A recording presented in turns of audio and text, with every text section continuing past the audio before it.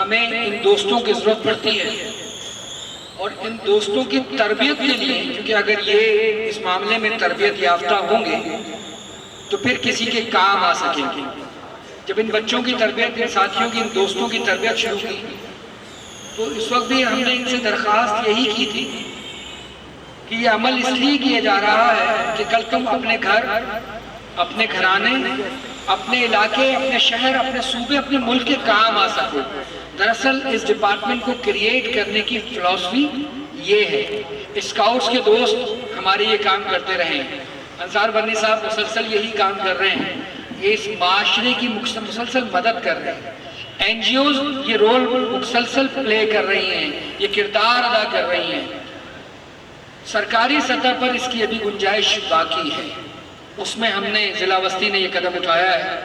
اس یقین کے ساتھ کہ اللہ رب الجلال ہماری مدد فرمائے گا، اور ہم ان دوستوں کے ساتھ مل کر اس شہر کے لوگوں پر جتنے ہمارے وسائل ہیں، یہ میں ریحان بھائی آپ سے معذرت چاہتا ہوں کیونکہ پروگرام غیر سیاسی ہے، پر میں یہ لفظ ادا کرنا چاہتا ہوں کہ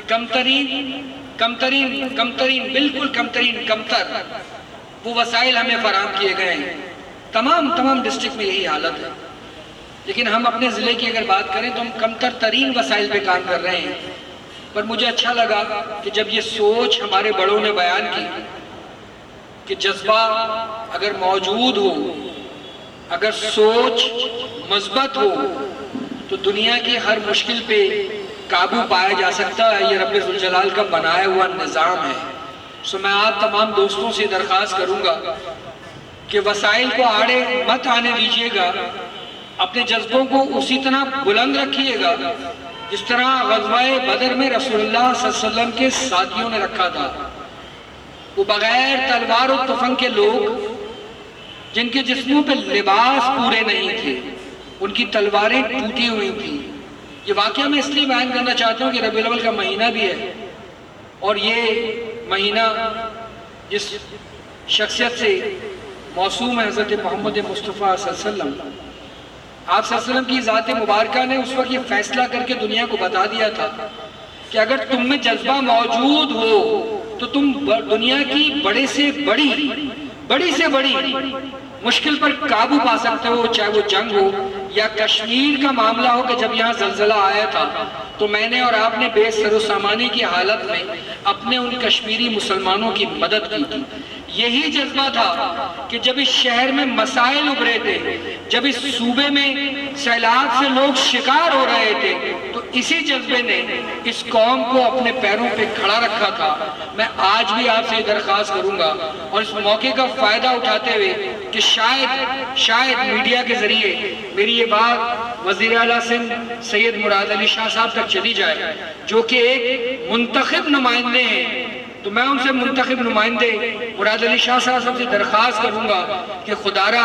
اگر شہر کو، اگر اس صوبے کو، اگر اس ملک کو ترقی دینی ہے تو نہ صرف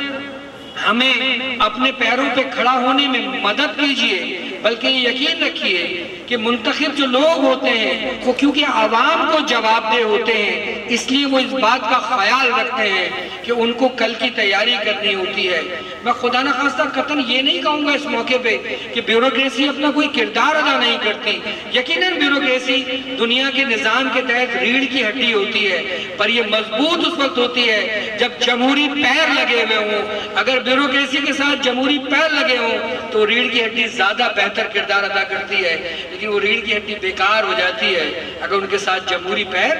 نہ ہو۔ تو میں یہ درخواست اس لیے کرنا چاہتا ہوں کہ میرے میڈیا کے دوست موجود ہیں، اور میں یہ بھی جانتا ہوں کہ یہ لفظ شاید میرے یقیناً کسی کاٹ چھانٹ کے شکار ہو جائیں، پر اس امید کے ساتھ کہ وسائل کتنے بھی محدود ہوں، اگر جذبہ لامحدود ہو تو ہم انشاءاللہ تعالی العزیز اس ملک کو قائد اعظم اور علامہ اقبال رحمت اللہ علیہ کے خوابوں کے مطابق خوشحال اور سرسبز پاکستان بنانے میں کامیاب